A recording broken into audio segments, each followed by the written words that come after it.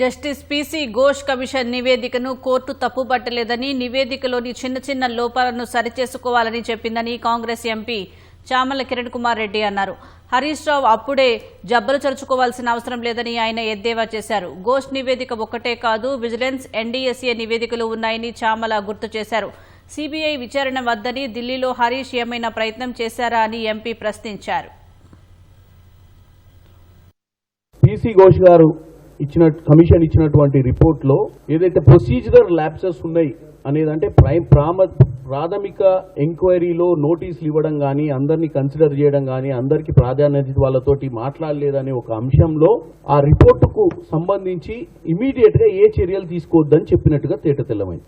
అంటే అర్థమైంది, రిపోర్ట్ మొత్తాన్ని తప్పు పట్టలే హైకోర్టు, కానీ రిపోర్ట్లో ఉన్నటువంటి చిన్న ల్యాప్సెస్ని వీళ్ళు ఏదైతే ఆర్గ్యూ చేసిరో దాని మీద హైకోర్టు స్పందించినట్టుగా మనకు అనిపిస్తుంది. కాబట్టి దీన్ని ఈరోజు బీఆర్ఎస్ నాయకులు పండగలో సెలబ్రేషన్స్ క్లీన్ చిట్టో అని ఆనందపడాల్సిన అవసరం అయితే లేదు.